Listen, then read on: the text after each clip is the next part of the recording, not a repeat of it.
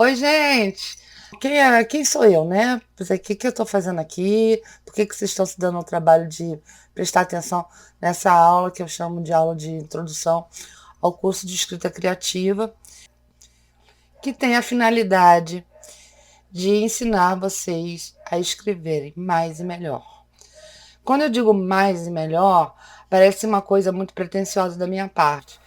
Não é, estou vendendo um curso que ensina exatamente isso que eu estou falando.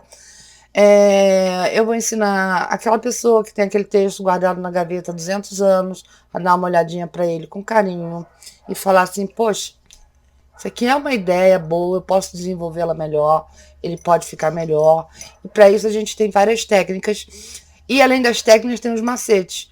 E eu vi um monte de curso, tem na internet oferecendo vários cursos, é, oferecendo de tudo, tá? Eu não vou oferecer de tudo para vocês, eu estou oferecendo uma coisa diferente, que é ajudar vocês segurando a mãozinha de cada um que eu digo é de cada aluno, tá? Do começo ao fim, tá?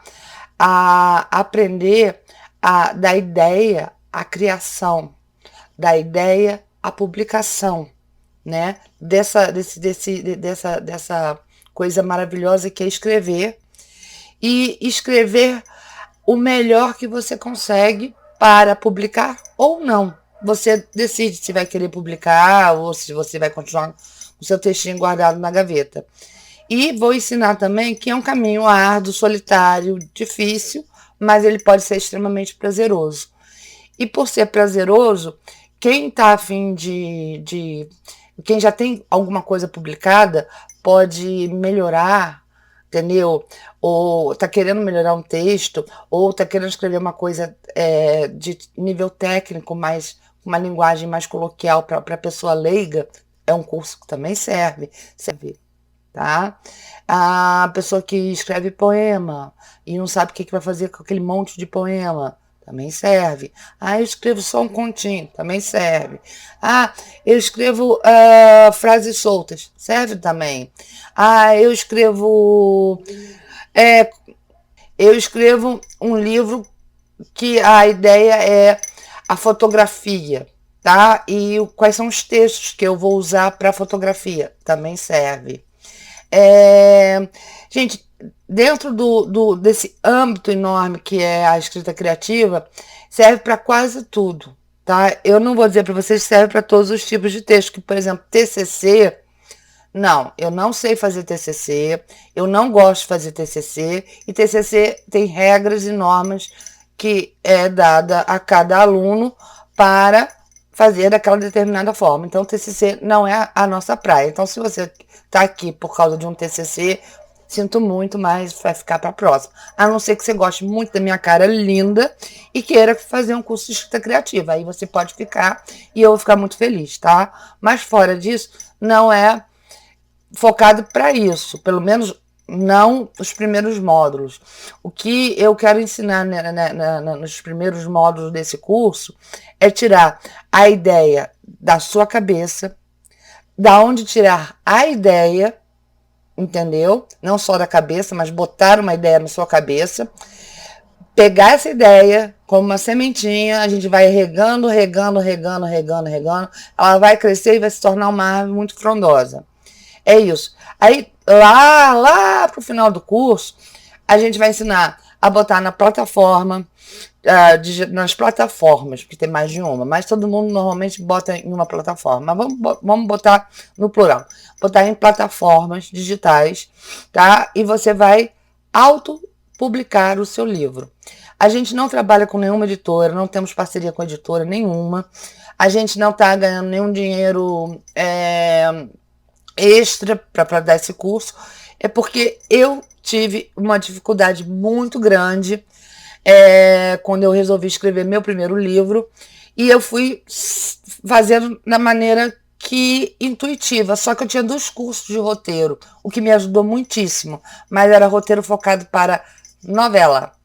Então, os meus livros têm uma conotação de novela, mas eu consegui adaptar o meu conhecimento de roteiro para escrita criativa. Mas é porque a família inteira é formada em jornalismo, então houve uma certa facilidade nessa área. Então, assim, por exemplo, a gente vai, nesse curso, a gente não sou só eu, tá?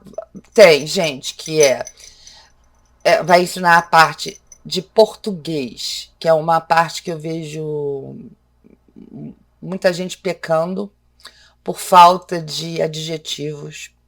Então, repetem palavras e torna o texto mais pobre. A parte quando já está lá finalizado, a parte de revisão. É fundamental uma boa revisão, gente. Um livro sem revisão, ele é um livro fadado a gente que pode desistir, como eu. Eu pego um livro mal revisado, eu acabo desistindo do livro porque eu não consigo. Porque a mesma coisa tem a ver, a revisão, no caso, tem a diagramação.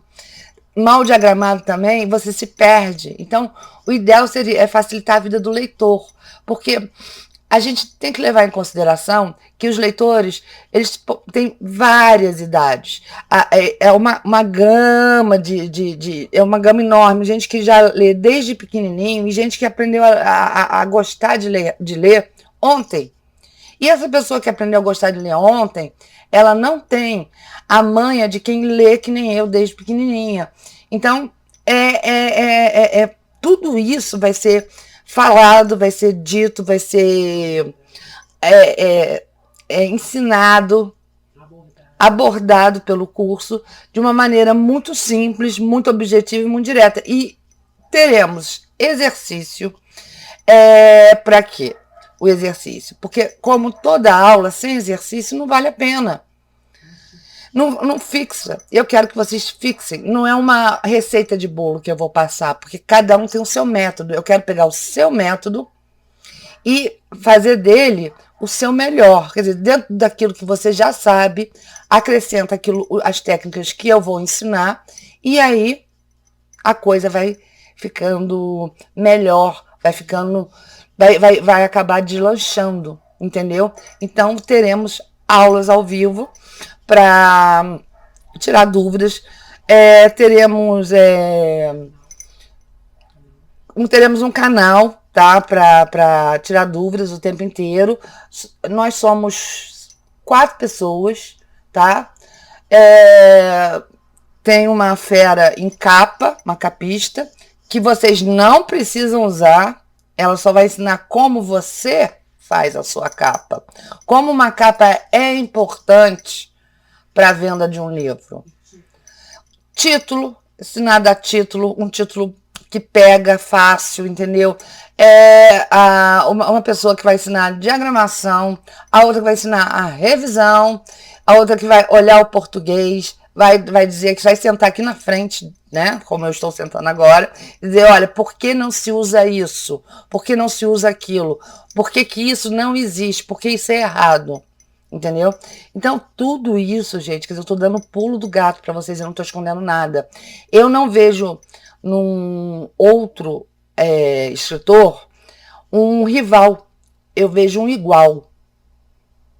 Quanto mais escritor, melhor, porque o Brasil é rico, muito rico de literatura, mas ele está pobre em matéria de português. Infelizmente, o brasileiro tem falado muito mal, tem escrito pior ainda, mas é por causa de vício de linguagem, que é uma coisa também que pode ser trabalhado, porque se você pegar o seu, digamos assim, o primeiro texto que você cospe, tá? Como eu digo, você cuspe a primeira página, primeira página não, desculpa, gente, primeiro capítulo, ou um prólogo, eu cuspo um prólogo, eu vou olhar ele de novo, 1, 2, 3, 4, até ele ficar redondinho. Porque quando esse texto chegar na mão do revisor, ele vai estar o mais correto possível. E também temos o copydesk. Que é o copydesk? O copydesk é aquele que pega o seu texto sem tirar o estilo e troca uma frase de ordem e aí a frase fica bonita. Se torna um cote. como as pessoas usam atualmente, que nada mais é que um trecho do seu livro. Então, assim, eu tenho 4 livros publicados e eles estão bem classificados na Amazon. Não são um sucesso de vendas, porque infelizmente ainda não caí na mão da pessoa certa, mas vou cair, entendeu? E para começar e finalizar essa primeira aula, eu escolhi um exemplo de como uma boa revisão pode não só melhorar, como até mudar o sentido de uma frase. E eu vou dar esse exemplo já já. Gente, eu estava falando do exemplo, né? Então eu vou dizer qual é o livro. Quando eu tinha 12 anos, meu professor de português, que era bárbaro, ele também era professor de literatura, ele passou pra gente o Diário de Anne Frank. Ele até na época disse, eu não devia estar dando esse livro para vocês agora. E ele deu. E foi maravilhoso. Foi um livro que me marcou por causa da história da Anne Frank, que todo mundo conhece, eu acho que quase todo mundo conhece, que não tem um final feliz, porque é baseado em fatos. E eu, com a minha imaginação fértil, eu, apesar de saber o final do livro, eu achava que ia acontecer um milagre e o final ia ser diferente, né? Podia, de repente, no último suspiro do livro, mudar o final, né? Mas acontece que não rolou.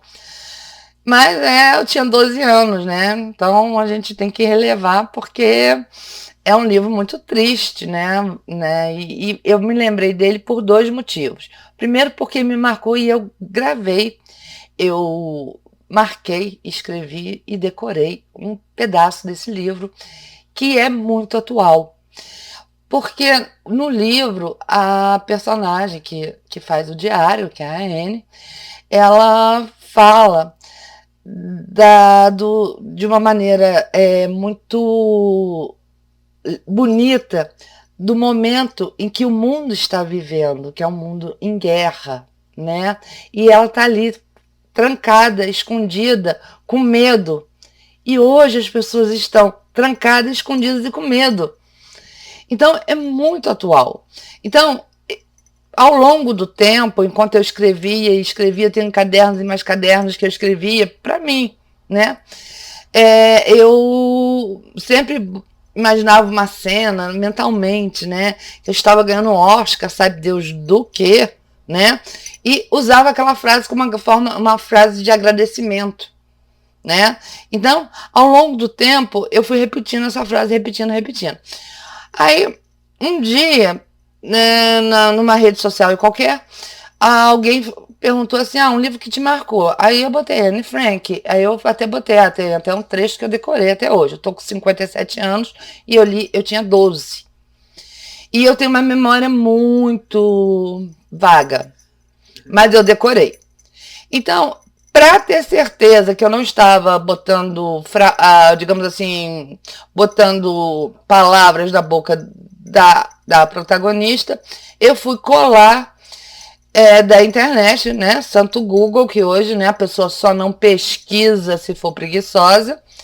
Fui lá e percebi que nas edições modernas, sem brincadeira, gente, a frase é a mesma, mas a revisão e a tradução mataram a frase principal. E eu fiquei chocada, eu fiquei bege. Eu falei, que isso? Não é a mesma coisa. Apesar de ser a mesma frase. Então, eu me dei o trabalho de lembrar da frase antiga, tá? Me dei esse trabalho, porque eu tenho a edição de 77.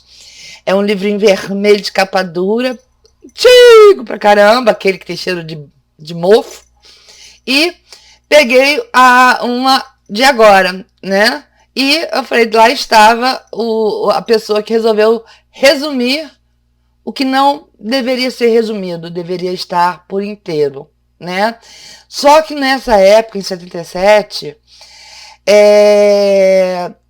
a parte tanto de tradução como de revisão, era infinitamente mais caprichada.